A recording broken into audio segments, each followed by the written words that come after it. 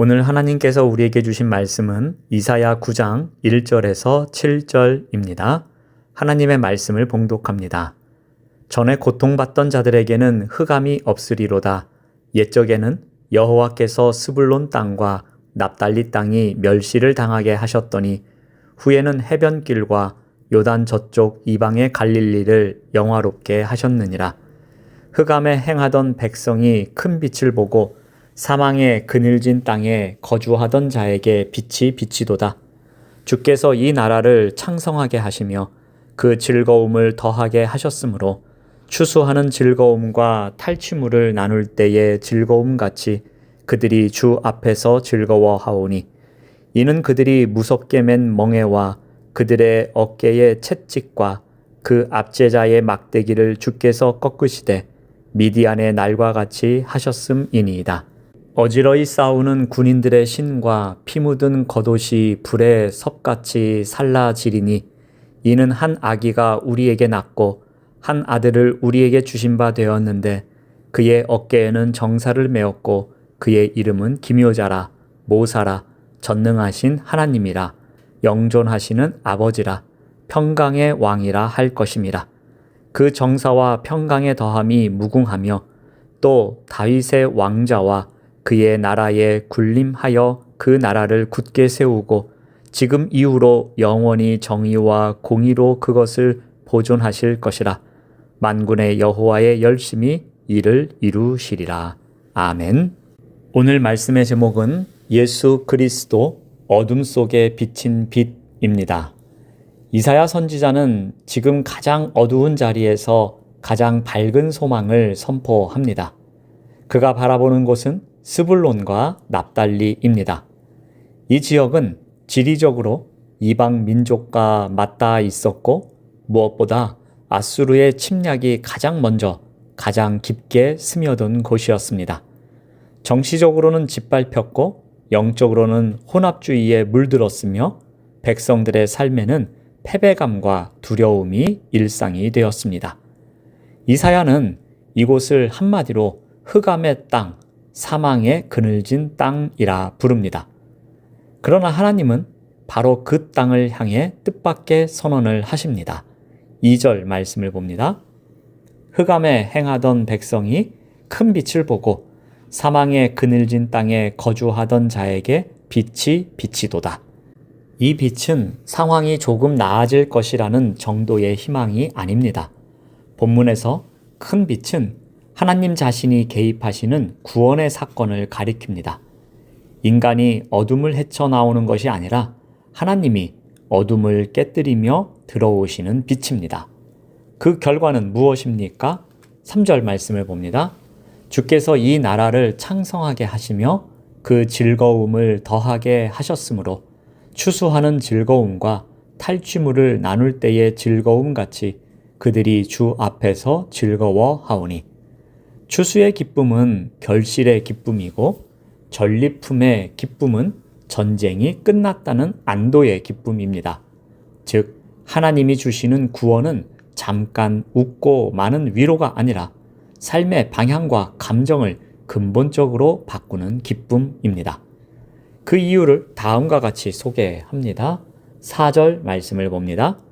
이는 그들이 무겁게 맨 멍에와 그들의 어깨의 채찍과 그 압제자의 막대기를 주께서 꺾으시되 미디안의 날과 같이 하셨음이니이다. 이사야는 이것을 미디안의 날에 비유합니다. 기드온의 승리처럼 인간의 힘이 아닌 하나님의 개입으로 단번에 뒤집힌 구원을 말하고 있습니다.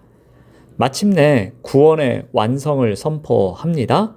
5절 말씀을 봅니다. 어지러이 싸우는 군인들의 신과 피 묻은 겉옷이 불에 섭같이 살라지리니 전쟁에 사용되던 군화와 피 묻은 겉옷이 모두 불에 타 사라집니다. 이는 단순히 전쟁이 끝났다는 말이 아닙니다. 폭력과 두려움으로 유지되던 시대가 종결되었음을 의미합니다. 하나님의 빛은 어둠을 잠시 밀어내는 것이 아니라 어둠의 흔적 자체를 제거하시는 빛입니다. 오늘 우리의 삶에도 여전히 흑암의 자리들이 있습니다. 이해할 수 없는 고통, 반복되는 좌절, 미래에 대한 두려움이 있는 그 자리에서 하나님은 여전히 말씀하십니다. 그 땅에 큰 빛이 비치리라. 절망이 깊을수록 하나님의 빛은 더 분명해집니다. 우리는 상황을 붙드는 사람이 아니라 어둠 속에서도 빛을 약속하시는 하나님을 소망하는 사람으로 살아가야 할 것입니다. 이사야는 이제 하나님의 구원이 어떤 방식으로 임하는지를 선포합니다. 세상은 구원을 힘과 권력, 군사력에서 찾지만 하나님은 전혀 다른 길을 택하십니다. 6절 말씀을 봅니다. 이는 한 아기가 우리에게 낳고 한 아들을 우리에게 주신 바 되었는데 하나님의 구원은 위험 있는 왕의 즉위가 아니라 연약한 아기의 탄생으로 시작됩니다. 그러나 이 아기는 단순한 아기가 아닙니다. 이사야는 그분의 이름을 5가지로 선포합니다. 6절 말씀을 계속 봅니다. 그의 이름은 기묘자라, 모사라, 전능하신 하나님이라, 영존하시는 아버지라, 평강의 왕이라 할 것임이라. 기묘자는 인간의 이해를 초월하는 하나님의 지혜를 가지신 분입니다. 모사는 혼란한 세상 가운데 길을 제시하시는 참된 조언자입니다. 전능하신 하나님은 연약함 속에 감추어진 신적 권능을 지니신 분이십니다. 영존하시는 아버지는 백성을 끝까지 책임지시는 보호자이십니다. 평강의 왕은 전쟁이 아닌 화해로, 억압이 아닌 샬롬으로 다스리시는 왕이십니다. 이 이름들은 장차 오실 메시아가 무엇을 하실 분이신가를 분명히 보여줍니다. 그분은 통치자가 아닙니다. 세상의 질서 자체를 새롭게 하시는 왕이십니다. 이사야는 왕의 통치를 더욱 분명히 설명합니다. 그는 다윗의 왕위를 이어받아 정의와 공의로 나라를 세우고 그 통치는 영원히 무궁할 것임을 나타냅니다. 인간의 왕국은 시간이 지나면 무너지고 정의는 왜곡되지만 메시아의 나라는 시작도 끝도 흔들리지 않습니다. 그리고 이 모든 약속의 결론은 인간의 결단이 아니라 하나님의 선언으로 마무리됩니다. 7절 말씀을 봅니다. 만군의 여호와의 열심히 이를 이루시리라. 구원은 인간이 만들어내는 업적이 아니라 하나님의 열심으로 성취되는 역사입니다. 성탄은 단순히 한 아기의 탄생을 기념하는 절기가 아닙니다. 성탄은 왕이 오셨음을 선포하는 날입니다. 그러나 그 왕은 강압으로 다스리지 않으시고 사랑으로 우리 삶에 들어오십니다.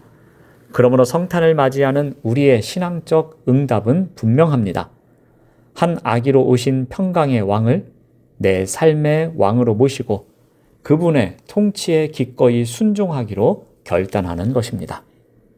이사야 9장은 어둠으로 시작하지만 빛으로 끝납니다. 흑암의 땅, 사방의 그늘 아래 있던 백성에게 하나님은 큰 빛을 비추셨고 그 빛은 마침내 한 아기의 탄생으로 우리 가운데 오셨습니다. 하나님은 은혜와 사랑의 방식으로 구원을 시작하셨습니다. 이 빛은 단순한 위로가 아니라 멍에를 꺾고 전쟁의 흔적을 사라지게 하며 정의와 공의로 다스리는 영원한 통치로 이어집니다. 그리고 그 모든 일의 주체는 인간이 아니라 만군의 여호와의 열심입니다. 그러므로 우리는 성탄에서 어떠한 의미를 발견할 수 있습니까?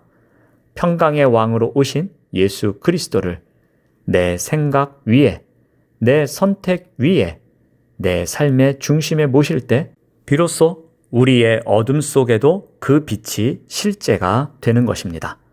이번 성탄을 맞이하며 절망 속에서도 빛을 바라보는 믿음으로 한 아기로 오신 왕께 삶의 주권을 맡기는 결단으로 응답하는 우리 모두가 되시기를 바랍니다.